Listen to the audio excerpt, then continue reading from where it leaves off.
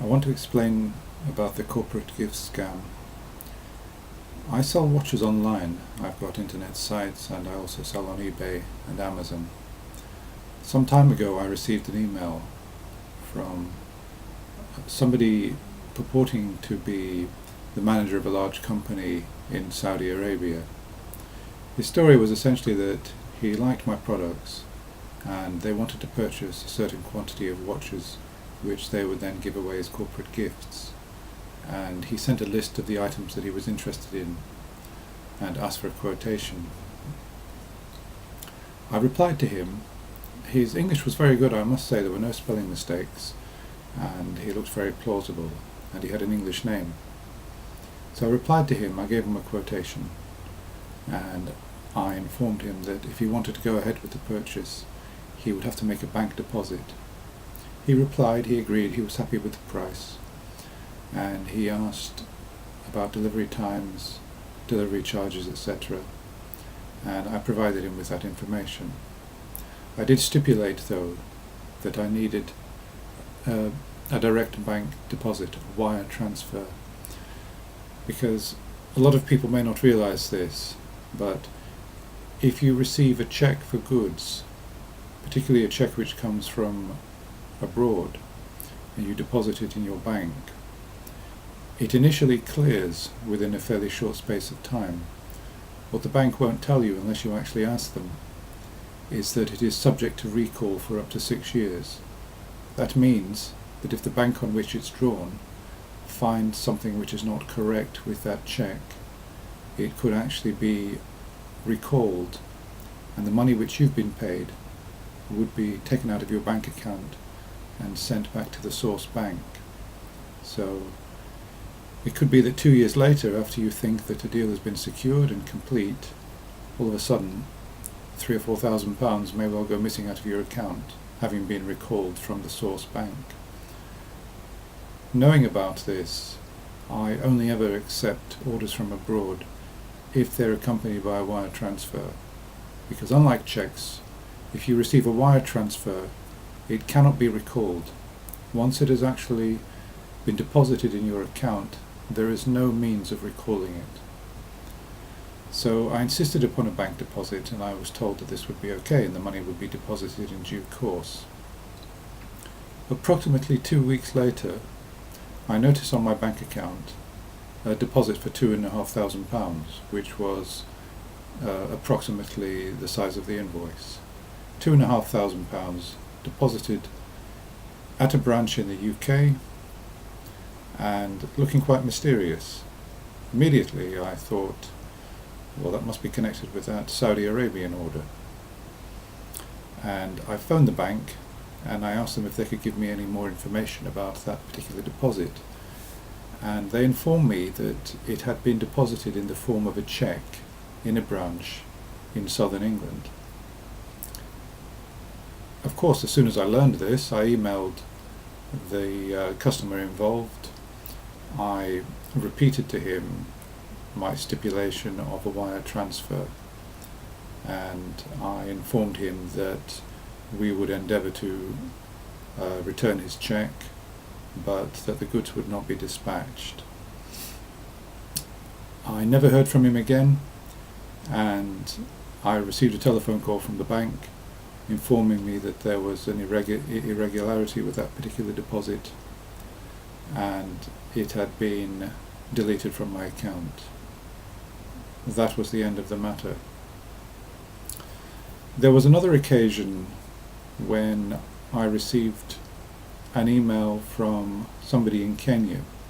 This was about probably 8 years ago, in the very, very early days of African internet scamming. And I received an email from somebody who said that his name was Jimmy, and he was living in Kenya, and he wanted to buy a large quantity of my watches. He listed what he required. In fact, it was hundreds and hundreds of my watches. And he said that he would be sending the money by Federal Express. So this was in the early days. This, in fact, was before I had the information that foreign cheques were subject to recall. Approximately 1 week later, the FedEx man appeared on my doorstep with a package from Kenya, and I signed for it, accepted it, opened the package. Inside was a UK cheque drawn on a UK bank. I think it was probably NatWest Bank. The cheque was for approximately £4,500, and it really did look like a genuine UK cheque.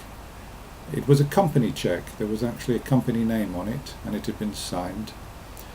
But there was just one strange thing. This particular company, it looked to me like it had been misspelled. Apart from that, the cheque looked absolutely genuine. The company, I did a little research. I found out where their head office was, and they were in Birmingham. I phoned the company. I spoke to the managing director. I said, hello, we've got a cheque here for £4,500 as payment for our products, which we've been instructed to forward to the airport in Kenya, Kenyan National Airport in Nairobi. And he asked me for more details about the cheque, and I gave him the cheque number, etc. And he said it's true that they have a subsidiary in Kenya, but as far as they're concerned, the cheque must be false. They've got no knowledge of it. They contacted their people in Kenya, and they had absolutely no idea about the cheque. And I was told that I should, I was requested to forward the cheque to them or contact the police. So what I actually did was I decided to contact the police, the fraud squad, and they sent a plainclothes officer to come and see us, and he took the cheque. In the meantime, I actually received a telephone call from this character who called himself Jimmy, and quite an unpleasant telephone call it was too. First of all, he said he asked whether I'd dispatched the goods. I said, no, I haven't. He said, well, why not? And I said, because the cheque that you sent me was a forgery. I said, I've done my research, and the company on which you've drawn the cheque, or this company cheque is a fraudulent cheque. And he denied this.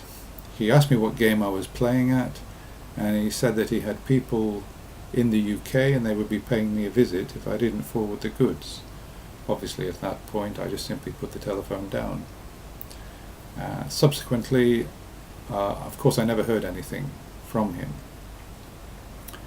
and that was an experience that made me realize that any order which comes into a small trader which seems too good to be true most certainly is, especially when you're requested to send hundreds and hundreds of products and the buyer doesn't even negotiate for a discount.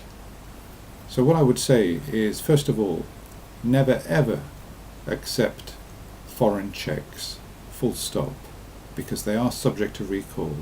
You could deposit a cheque 3 or 4 years down the line, it could be recalled, the whole thing is reversed, you've lost your goods and you've also lost the money. Only ever accept wire transfers as a means of payment, particularly for those types of larger orders. And be very, very suspicious. And that's the end of this video.